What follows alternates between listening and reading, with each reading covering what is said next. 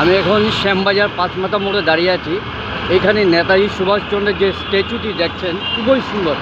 এটাও আমরা মনে করি ভারতবর্ষের মধ্যে সর্বশ্রেষ্ঠ মূর্তি, পূর্ণ অবয়ব। এবার 2025-এ 119তম জন্মবার্ষিকী পালন হয়েছে। এটা কলকাতার ঠিক মিডল পয়েন্ট পাঁচমাথা মোড়, খুবই সুন্দর।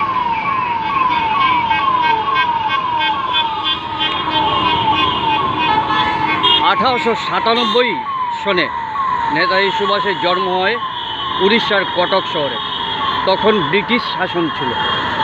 আজকে 2025 পাঁচমাথা মোড়ে দাঁড়িয়ে আমি এই শর্ট ভিডিওটি করলাম। আশা করি আপনারা কমেন্ট করবেন এবং সাবস্ক্রাইব করবেন এবং বেল আইকন দাবাবেন। নমস্কার, আমার channel 212 channel creator Tapan Chakraborty. নমস্কার, বিদায় নিলাম।